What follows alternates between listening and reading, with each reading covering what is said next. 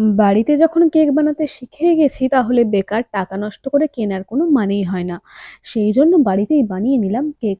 Cake বানাচ্ছি মানে নিশ্চয়ই কোনো একটা তো ওকেশন রয়েছেই। তোমরা গেস করতে পারছোই। হ্যাঁ, অবশ্যই আছে। তা না হলে এত চব্য করতে কে বা বসতো? ১৭ই ফেব্রুয়ারি ছিল আমার ভাইয়ের জন্মদিন। একমাত্র ভাইয়ের জন্মদিন। আর তাও আবার ১৬ বছরের। সেই জন্য সেই দিনটাকে একটু স্পেশাল করার জন্য নিজের হাতেই বানিয়ে ফেললাম কেক। এই কেকটা খেতে ও খুবই পছন্দ করে। সেইজন্য আমি যেহেতু পারি বানাতে সেইজন্যই বানিয়ে নিলাম। সেদিন ছিল রবিবার, কিন্তু রবিবার হলে কি হবে, ওইদিন আমার টিউশন নিজের থাকে। তো সেইজন্য সারাদিনটা ওইভাবেই কেটে গিয়েছিল। কিন্তু সন্ধ্যাবেলা ভাবলাম না এবার বানিয়ে নিতেই হবে, না হলে কাল তো সময়ই হবে না। কারণ কাল আবার অনেক রকম রান্না-বান্না আছে। ভাইয়ের সমস্ত পছন্দের রান্না-বান্না করতে হবে। সেইজন্য সন্ধ্যাবেলা বাড়ি ফেরার পর দেখি মা, ভাই দুজনে মিলে অনেক কিছু রেডি করে রেখেছে।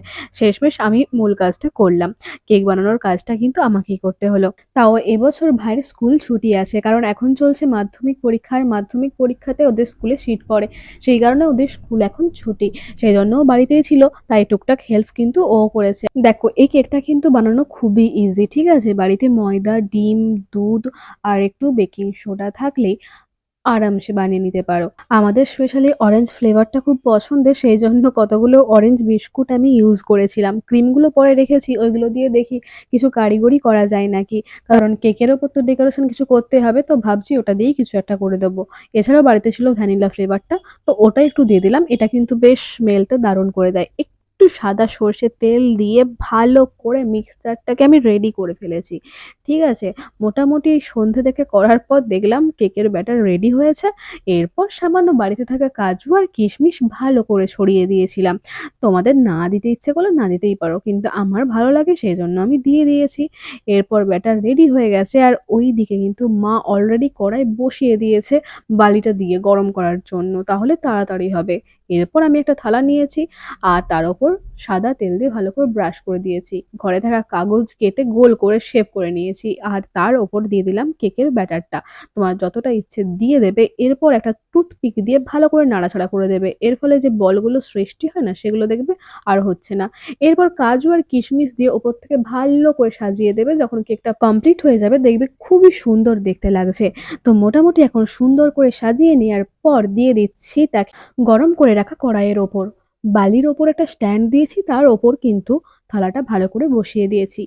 কেকটা বসানোর পর ঠিক ঘড়ির কাঁটা ধরে ৪৫ মিনিট ওয়েট করবে। আর তারপরে কিন্তু ঢাকা খুলে নেবে। এর মাঝে কিন্তু ঢাকা খুলে দেখতে যাবে না, তাহলে কিন্তু কেকটা শক্ত হয়ে যাবে।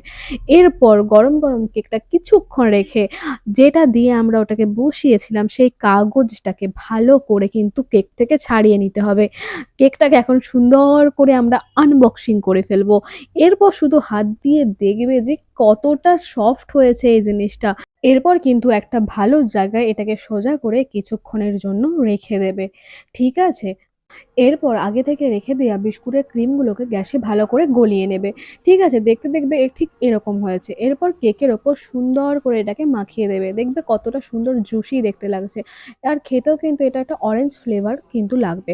তো যাই হোক, এরপর কি করবে, তোমাদেরকে মিল্ক বার যে চকোলেটগুলো হয় না সাদা কালারের, তো সেগুলো তোমাদেরকে কিনে নিতে হবে। আর এটা একটা কুড়ুনির সাহায্যে ওপর থেকে ভালো করে ছড়িয়ে দিতে হবে। দেখবে পুরো মনে হবে যেন চিজ, চিজ ব্যাপারটা দেখতে লাগবে। অনেক বুদ্ধি করে কিন্তু আমি এই কাজটা করেছিলাম।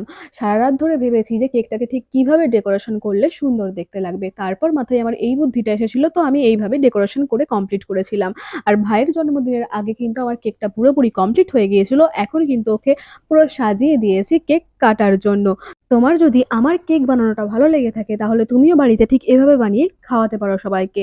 কেমন লাগলো জানিও। Happy birthday to you, happy birthday to you, happy birthday dear ভাই, happy birthday to you. Happy birthday. নিজে খেয়ে নে। তাহলে প্রথমে মাকে বাবাকে খাওয়া। ঠাকুমাকে দিয়ে স্টার্ট হলো। হুম। এবার প্রচুর দিদি প্রচুরে খাইয়ে দিচ্ছে।